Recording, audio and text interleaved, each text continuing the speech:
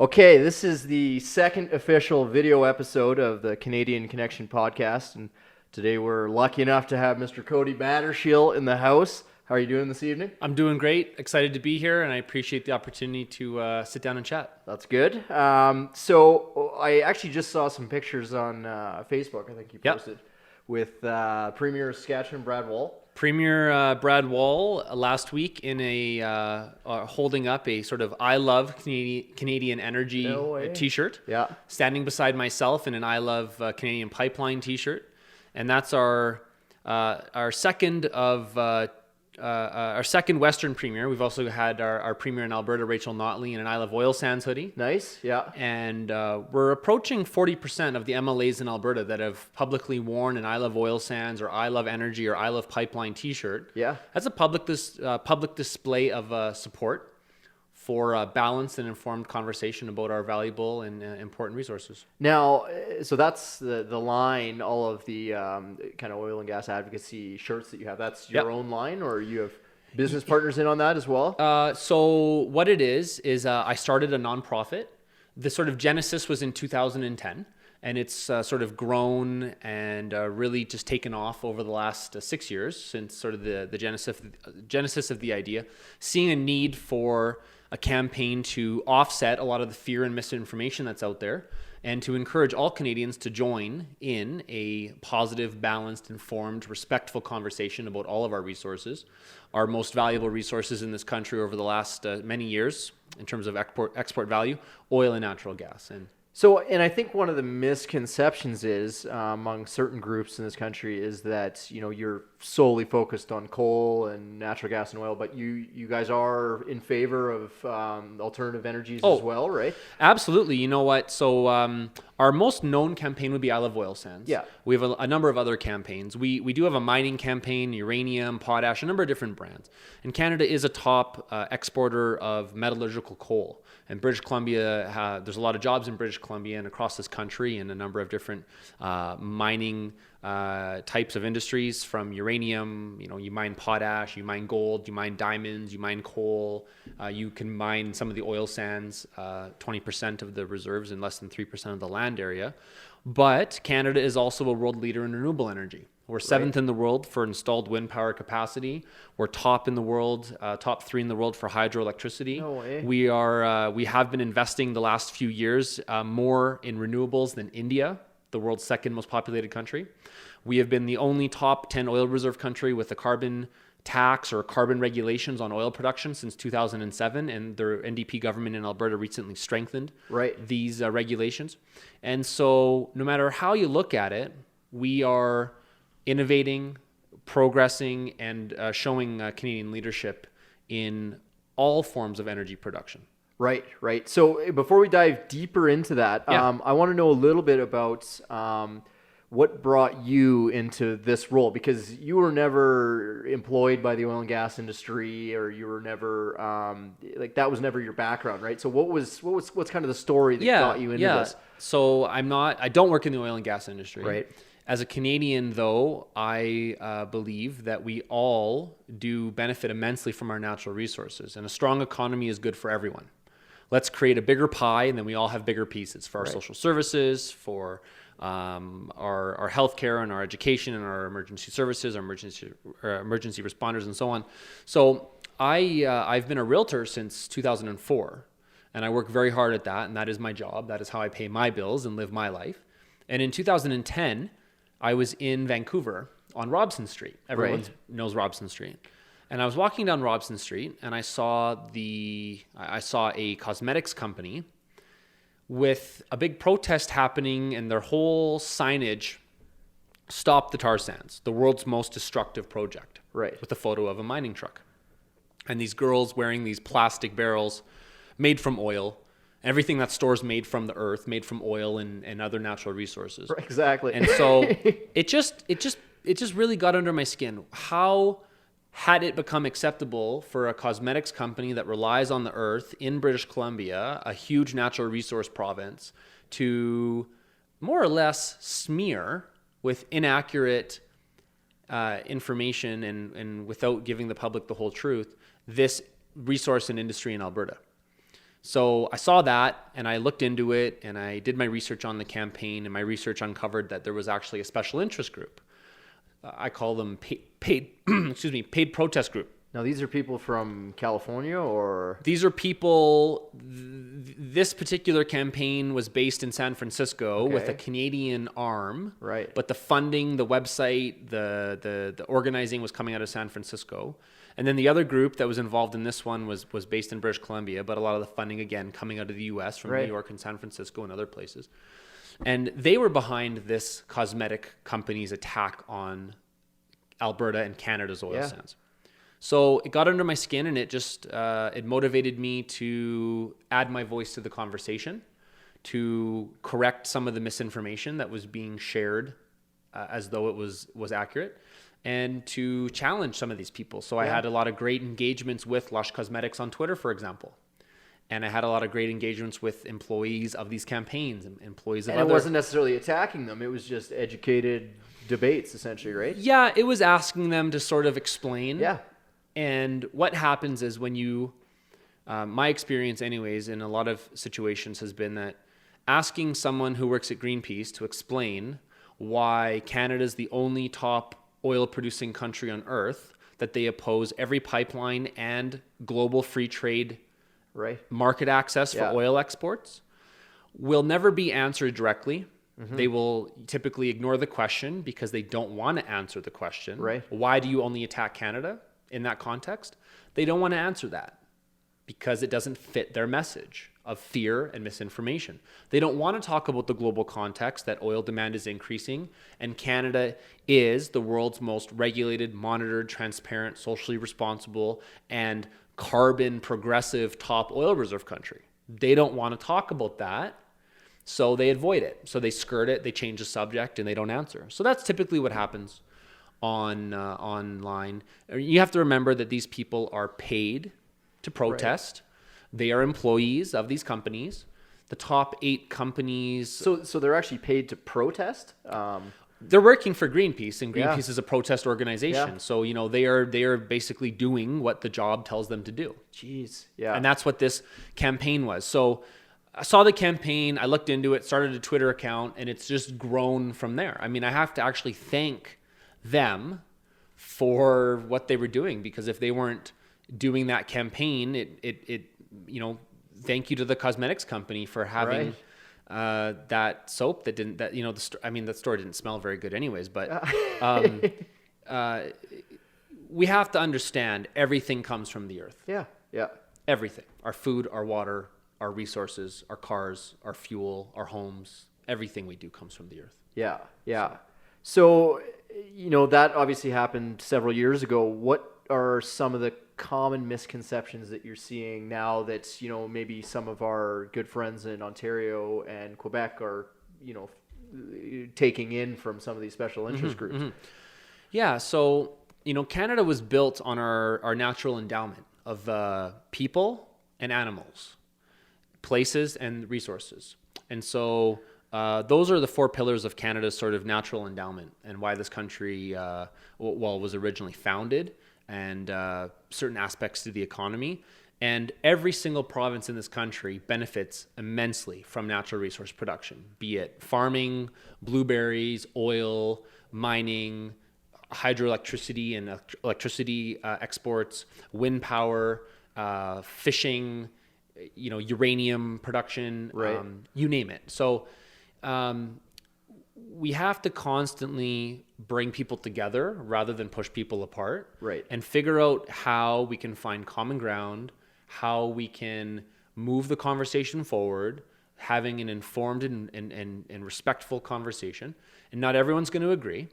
But if you look at a lot of polling, even a recent poll that said almost 70% of Canadians want to build new pipelines while concurrently continuing down the path that we've been on of trying to mitigate our environmental footprint and reduce emissions. That is the Canadian way. So even with, like you were saying, especially with the new NDP government, and we have some of the strictest environmental policies in the world, we're still facing backlash from certain groups funding some of these smear campaigns, I guess? Yeah. So what's very interesting is if you look back at numerous attempts by industry to appease or attempt to work with some of these paid protest groups, it has never worked. They have never said, oh, you did everything we wanted. You've implemented every policy we've ever asked. You've increased your this or that or whatever. So now we're going to work with you and we're going to actually move forward. No. The answer is always no. It's always you can't do that. We need to talk about how we can do that. So let's say how we can be balanced rather than just say no to everything. Right. Without justification or reason. And a lot of these groups, even since the recent carbon regulations that have been implemented in Alberta, the majority of the groups involved in that are still fighting pipelines as hard as they were prior. So I don't get it though. Like, what's their skin in the game in this? Like, it doesn't make sense. If we are running a clean oil and gas production, why are they so relentless?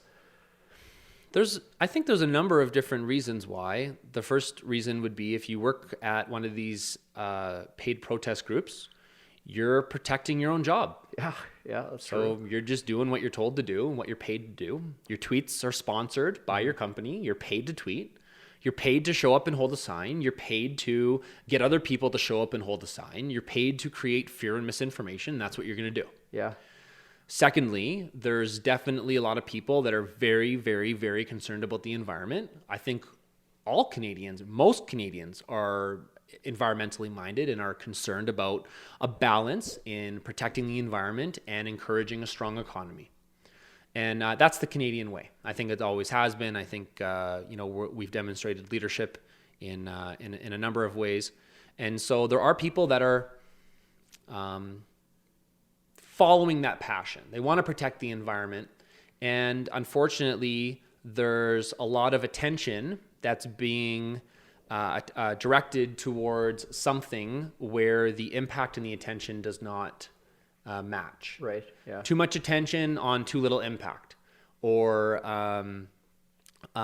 people that are not acknowledging the global reality. So people think we're going to be off oil in 5 years. That's not what's going to happen. That's not the reality. Not feasible, it's right? It's not feasible. Yeah. It's not physically feasible. Yeah. Oil demand's growing. From 2015 to 2017, oil demand is going to increase by 4 million barrels a day. Total oil demand this year in 2016 is roughly 96 million barrels a day. That's an Olympic-sized swimming pool every 14 or 15 seconds.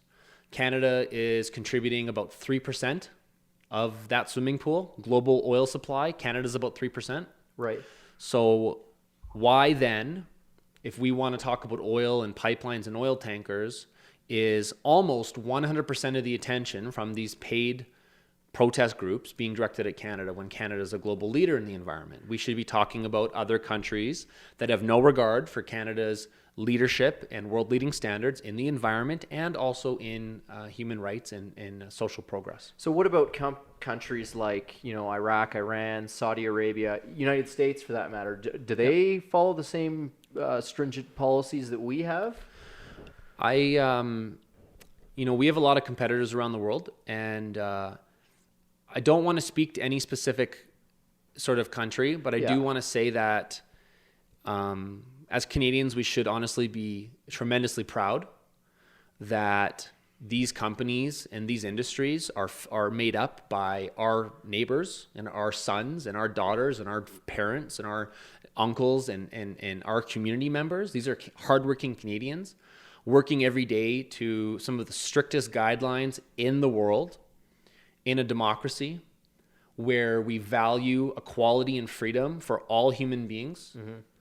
And where we are constantly investing a tremendous amount of money to mitigate and improve and manage our potential environmental impact as we balance that with creating jobs and funding for our extremely high quality of life. Yeah. So there's a balance. There's a balance to everything we do. And in any number of global rankings, whether it be Reporters Without Borders, Freedom of the Press, or Best Places to Be a Mother, or the United Nations Equality for Women, or Amnesty International, or Transparency.org's Corruption Perception Index, or Yale University's Environmental Performance Index. Look at any index you want and take the world's top 10 oil reserve countries and put them on that, compare them. Mm-hmm. And Canada's leading number one right? On that every single ranking.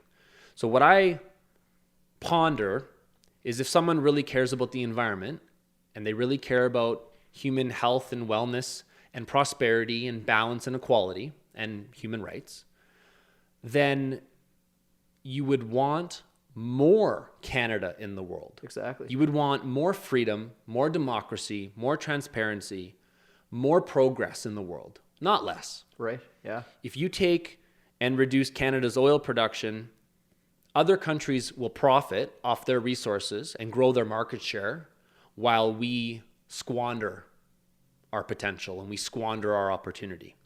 And if you actually look again at the world's top, say, 10 to 15 oil producers, Canada is the only top major global oil producer that does not have global free trade. Yeah.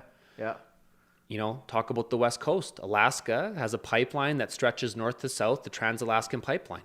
They export oil by oil tanker every day, down the West Coast and overseas.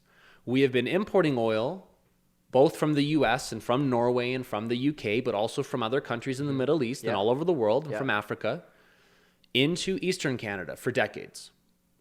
So the best test of what these paid protest groups say and what they do, they say that they oppose oil tankers and oil exports, but they've never opposed those oil tankers exporting oil from other countries that are coming to Canada. So it's almost like they only target Canada. They only target Canada.